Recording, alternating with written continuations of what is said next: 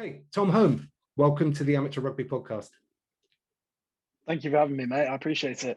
Yeah, no problem at all. And how are you today? Yeah, I'm not too bad at all, thank you, mate. I had a good bank holiday weekend. It was nice to have a bit of time to just relax and recharge. How are things with you?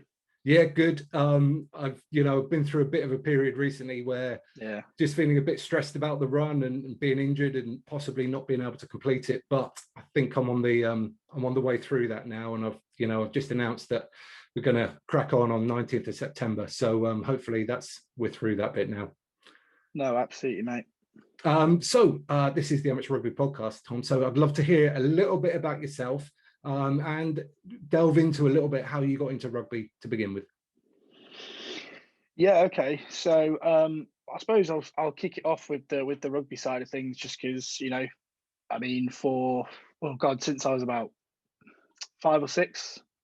So the last 20 years or so, rugby's been a huge part of my life. Not just from a playing perspective, but I'm a Leicester boy, so I've been going down to Welford Road for as long as I can remember. Had some great away days with the old man. Been fortunate enough to go on a Lions tour, so it's really given me some amazing memories. But I suppose my earliest memories are probably getting into it in my local club. Just being taken down for sort of the minis and juniors sessions, and just really fell in love with it, and obviously kept going down there for years and years, made some great friendships and met a lot of really cool people. And again, played it at school literally throughout, from the age of, as I say, 5 or 6 through to 18 when I left. Played and then was fortunate enough to go and play for teams in South Africa and New Zealand, which was really cool. As soon as I got out to South Africa, the first training session, I injured my knee, so I actually couldn't play the entire time I was out there, which was a bit of a pain. But then kind of went on to play for Christchurch in New Zealand, which was amazing. I mean, completely brutal, but amazing. It was a great experience, and again, both in South Africa and New Zealand, was fortunate enough to coach.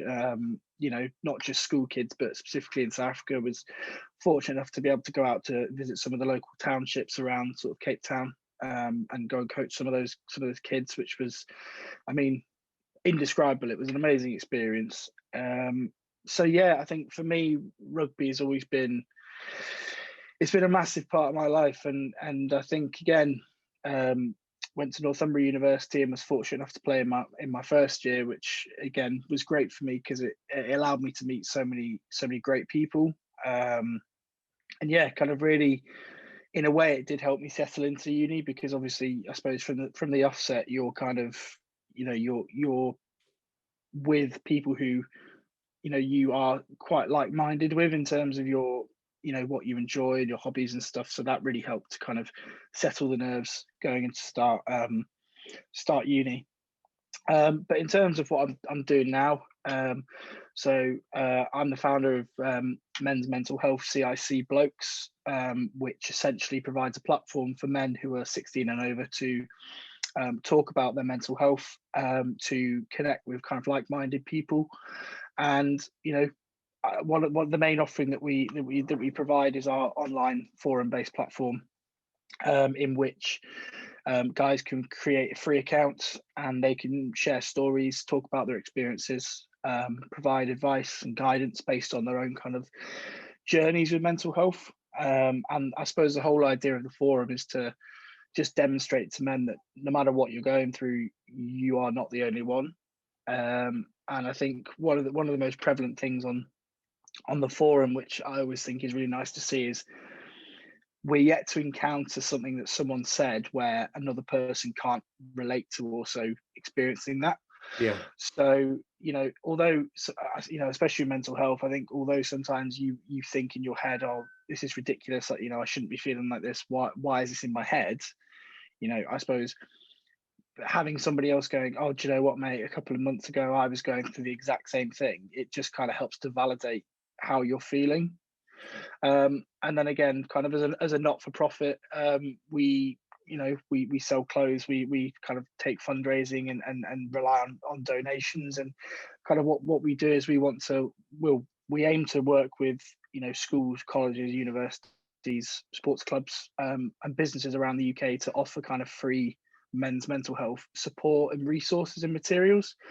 So yeah, and that's kind of a bit about a bit of a whirlwind kind of stop. Yeah. Yeah, amazing summary. Now, some of the stuff you mentioned about rugby there, I'm definitely going to come back to. There was a lot of juicy information that I want to dig into, but let's stick with the blokes thing for the moment. It's relatively new, isn't it? I saw it come across my social media feeds. I think it was the Twitter rugby sphere early last year. And I was just really impressed with the clarity of the messages that you were putting out. So I'd like to, if you could just dig into exactly why you started it and how you come to the messages that you put out. Yeah, so we kind of founded blOKes in June last year. So yeah, it is quite new, obviously just kind of past the year mark now. But I suppose I founded it because of my own experiences of mental health. Excuse me. So in November 2016, I just started my second year at university. And sort of I think looking back now, over the last 6 months in particular, I've been able to kind of reflect and actually pinpoint where it was. I think my mental health began to spiral, and just before I say this, the caveat is I don't think this was the cause. I think it was just the thing that brought it all to a head. I think throughout my childhood and throughout my kind of formative years, I definitely displayed some kind of problems with my mental illness, but never addressed them. So I had been to pre-season with the uni rugby team, and to be honest, I'd been really, really complacent and quite arrogant that I'd get my place back. And this was kind of at the time where it was just approaching the first season of BUCS Super Rugby, which obviously kind of really, it almost felt like it professionalized the uni game a little bit more and structured it, and it definitely got more eyes on it with kind of the coverage that it got on YouTube and Facebook Live and all that sort of stuff. So I think it obviously brought a lot more kind of eyes to the university game. And I think in turn, obviously with that, the standard obviously just blew up. There was some of the best uni teams in the country involved, Hartbury, Exeter, Loughborough, among others. Anyway, so I kind of, as I say, got really complacent, and I ended up getting dropped. And I think when I found out I got dropped, I'd just moved into my second year house with a bunch of the other guys that I played rugby with.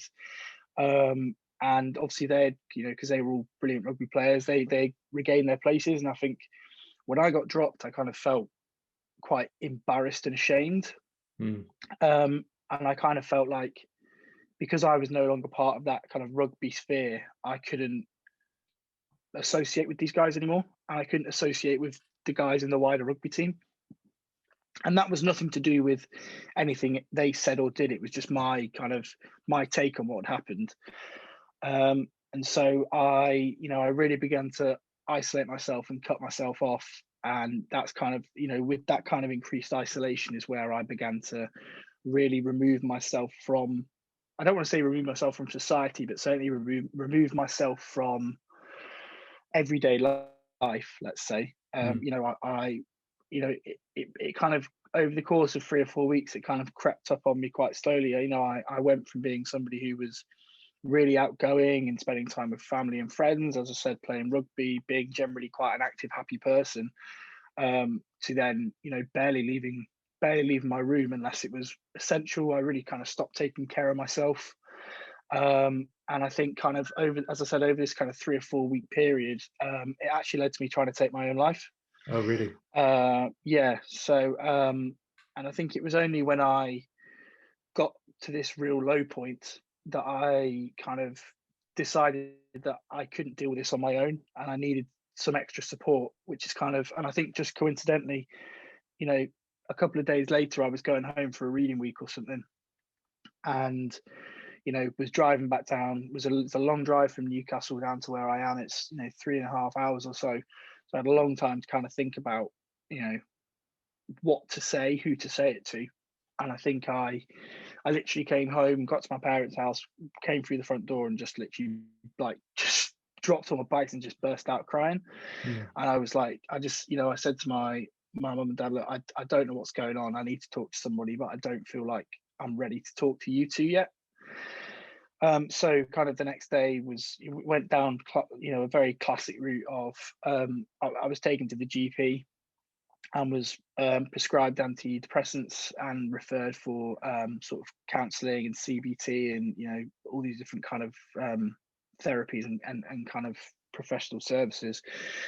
And I think I always say it, like literally in the space of 2 to 3 weeks, I've gone from not being diagnosed as having any mental health problems to then being told, actually, no, you're suffering from depression, anxiety, and PTSD, and then going to the doctor and being prescribed antidepressants and referred for counselling. That happened all so quickly that it was quite overwhelming. Yeah. How did you feel about that, Tom? Was it almost a relief that you'd been diagnosed, or was it then more scary at first, or how did you feel about it when that happened? So I think in the beginning, I was definitely quite scared because I didn't have a good understanding or knowledge of mental health. And, like I think like a lot of people who don't have a good understanding of mental health, as soon as you hear the words depression, you start to I don't know, I certainly started to kind of associate a lot of negative connotations with depression. So, again, being a guy, sort of unmanly, weak, pathetic, I thought, I'm just going to be seen as suicidal all the time when that isn't the case at all. So I definitely think in one way, I suppose in one way it was a relief because I kind of knew that then I could go on to maybe look at getting the help that I needed and didn't realize I needed. But then again, as I said, on the other side of the coin, I kind of felt like I was going to be slapped with all these labels. So yeah, it's definitely a real period of mixed emotions. And yeah, I kind of started the course of antidepressants and went along to these counseling sessions and therapy sessions. And again, I think at the time I felt like I was so broken beyond repair that no amount of antidepressants or no amount of counseling or therapy could actually do anything about it. So, and I think because of this, and to be honest, again, my arrogance that CBT is just imagining a calm lake and you're in a boat on a calm lake. What's that going to do for me? Because I went into it with this mentality and this quite closed front, I definitely don't feel like I got the benefit that I initially, or the benefit that I maybe would have got had I gone into it with more of an open mind. And I think for me, kind of the one thing that it's always massively helped me to kind of not only rationalize my thoughts and feelings, but also to, I suppose, help figure what was going on out in my own head was just normalizing the conversation around my thoughts and feelings with my friends, my family, my housemates, stuff like that. And I think that was really when I first began to see the power and the importance of talking. And I know it sounds, and again, I appreciate it's not a revelation. It's not exactly a new piece of information, but I think it's only when you really see it firsthand and experience it firsthand that you can actually look at it that way.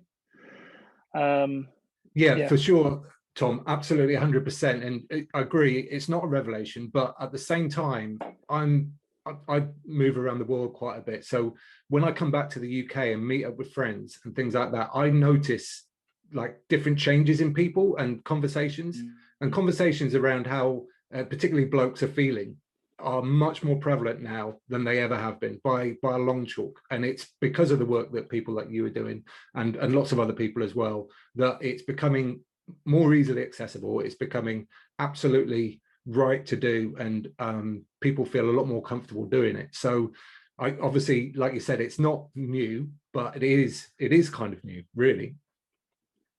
Yeah, I think it definitely is. And I think, I suppose my kind of, and it's, just over a year on, the focus has never changed. And that is, I want to provide men with a platform that I know I would have benefited from when I was at my lowest, because it doesn't matter whether you are a uni student, whether you're doing your A levels, whether you're married with 3 kids, whether you're 65, 70 years old and retired, we all, no matter who you are, whatever culture, religion, walk of life, country you come from, we all have mental health. And I think again, I just want to provide that option for men, and because and I'm not here to say therapy is wrong, counselling is wrong, antidepressants wrong, because at the end of the day, it would be hypocritical for me to say that, because I've done them both and I've benefited from all of them. And B, I'm not qualified to actually make those statements aside from my own experiences. So I think with blokes, we just want to show that there are alternative options available. So, for example, you've got the great works of like Andy's Man Club, for example. That's very much a peer-to-peer support kind of platform. And again, they help thousands of men every single year because they just provide that alternative option and help to start those conversations. Yeah, awesome. Okay, we'll come back to blokes at the end, but now I want to hear a bit more about your rugby journey. So tell me, you went on a Lions tour. Which Lions tour was it? And tell me all about it. Oh, it was amazing. So Dad and I did the 2017 tour of New Zealand, which was cool. We were there for a month, so we went to see the the Crusaders game, the Highlanders game, and the first test. It was good because obviously it was a once in a lifetime experience, but it would have been nice to have seen more than one game that they won. But it was it was amazing. I think it was nice because as I said, the kind of was it 2 years prior to going, I'd been to New Zealand and I'd had all of these amazing experiences, seen these wonderful places, and I'd always told my dad in particular about it, and he was always so keen to go, and and it was so amazing to be able to go back to New Zealand and actually say, this is where I coached, this is the school where I worked, this is the club where I played at, and it was amazing, and I think it was it was just him and I who went, and even just from a bonding perspective, it was one of those experiences where you're stuck in a car for 8 hours a day driving between locations in New Zealand, and it was just and I even think not that I want to make this segment again about mental health, but that was a period of my life where again I was struggling quite a lot, and that really helped me to create that bond with my dad to actually talk about it. And I think especially breaking down that barrier with your male role model, I think was a really kind of useful thing to do. Yeah, for sure. I mean, an 8-hour car journey, you can only sort of listen to the radio for so long, can't you? And then, sometimes you need a big chunk of time like that to break through the layers of, what's been built up over years and years. Yeah, no, exactly. And I think as well, it kind of gave me the time to help him understand more about, I don't want to say help him understand more about mental health, but help him understand more about how it was affecting me. Because I think obviously my dad's sort of late 50s, he is from a generation where, again, the plan was just to have a stiff upper lip and just carry on and stop being a wuss, sort of thing. So I think he's probably never felt that he's had the outlet to talk about his thoughts and feelings. So yeah, I think it definitely helped to kind of strengthen that bond, which was I mean, my dad's my best mate, so it was a really cool experience just being able to just to travel around with him. Yeah, amazing. I was there in 2017 as well, Tom. It was a phenomenal experience. I absolutely loved it. So tell me more about your Canterbury time, because I don't support a single rugby team aside from England and the Lions, but I do have a massive soft spot for the Crusaders and Canterbury Rugby, just because I think they've created so many good players and there's so many coaching innovations that come out of that area that I've got a real soft spot for them. So tell me a little bit about what coaching you did there and which schools you were in and things like that. So I worked at a school called Medbury, which was kind of a junior school. I think it was boys up to 13. And so I was coaching kind of like the under 11s, under 12s. which was, yeah, it was a great experience, because they're all, I mean, they're all, as you know, they're all absolutely rugby mad. So they all want to be the next All Black. And it was, yeah, it was. I mean, the coaching was something that I'll definitely remember for a long time. And I think it was, yeah, it was, yeah, it was. I don't know how to describe it. It was just so. It was really special, and I think I was genuinely gutted when I had to leave. It was horrible. How long were you there for? So I was there all in all for about 9 months. So again, that entire time wasn't rugby season all the time. But yeah, it was amazing. And I think, again, one of the other cool things which was awesome to do was, because I was based in Christchurch, as I said, like, obviously around there you've got big rugby schools like St Andrew's College, Christchurch Boys High, Christ College, and there's been so many amazing, incredible Crusaders and All Blacks that have come out of those schools. And I think going down on a Saturday afternoon to actually go and watch some of those schools play each other was just ridiculous. Like the quality of the rugby, and also the following there was just nuts. I mean, you get multiple thousands of people there, and you get Sky Sports coming down to cover the game and stuff. And yeah, it's just absolutely different. It's a different gravy out there. It was yeah, it was awesome. Yeah, I wonder how much you think, because obviously, like in the biggest games, under the biggest amount of pressure, being able to execute a skill under that intense pressure is often the difference between the best and the not quite the best teams. I wonder if those kids having that exposure to that much sort of pressure earlier than probably we would do in this country is a factor in the All Blacks often, being able to win the big games. Oh, absolutely. 100%. I think, you only have to type into YouTube, New Zealand schoolboy rugby, and you'll just see the magnitude of the game. As I say, you've got practically the whole school that come out to watch, plus all the supporters, plus all the old boys coming back.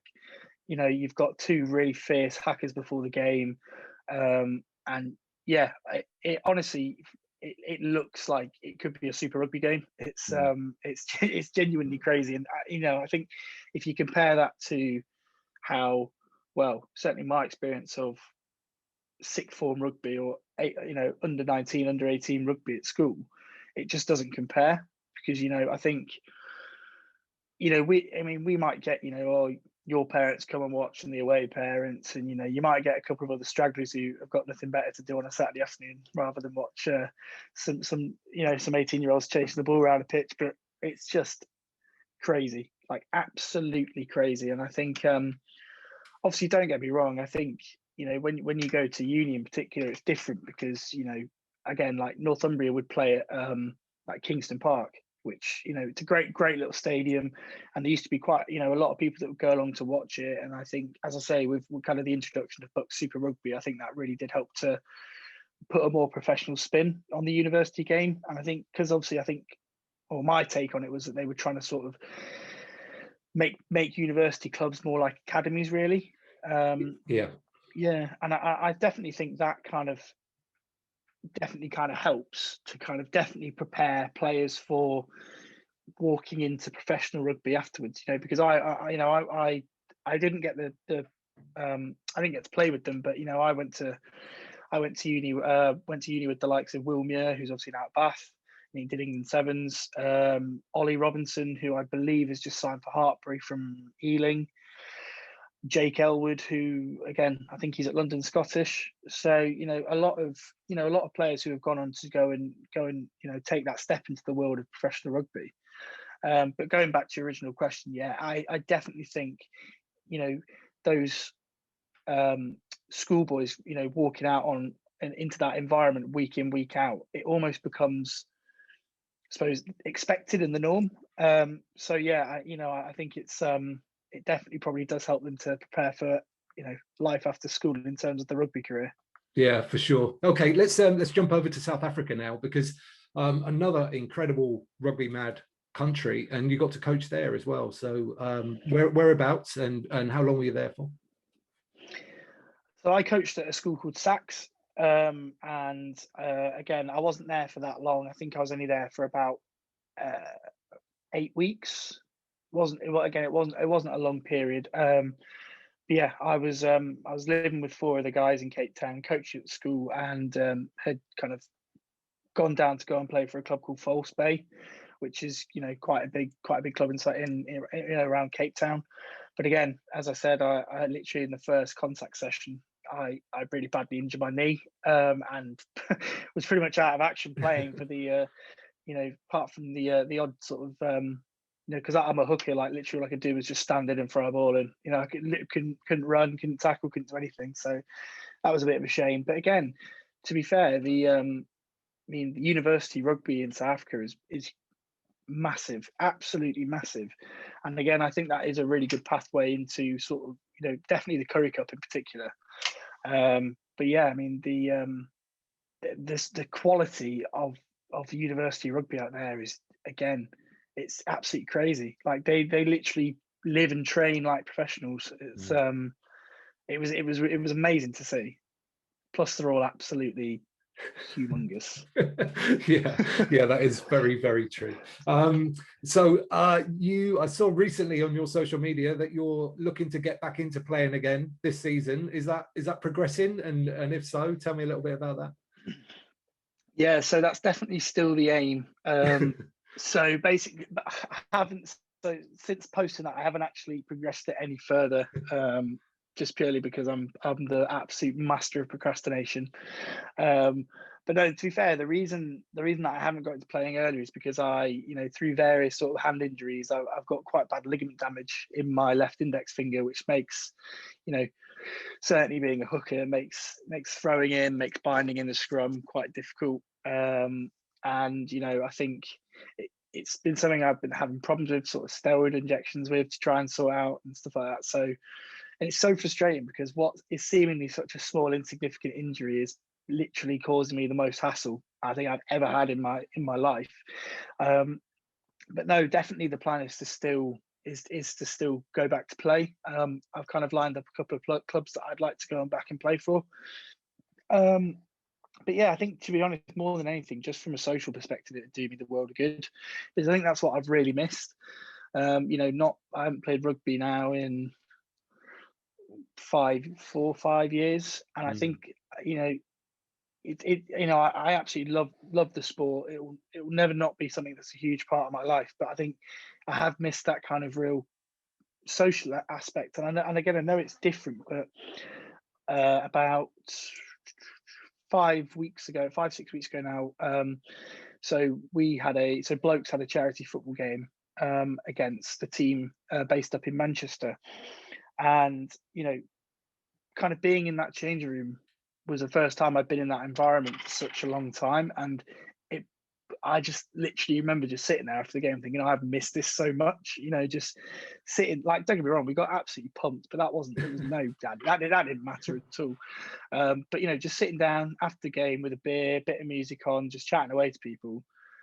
I missed it so much. And like, you know, just a bit of food after the game, and again, chatting with the opposition, and just, you know, so yeah, I think I've really, really missed that, and I think that's probably one of the bits I'm most looking forward to getting back to, because to be honest, I'm definitely not in any position now to be looking to play a high standard of rugby by any means, but I definitely want to go along and just meet some new mates, and just make some new friendships, which would be a part of a team.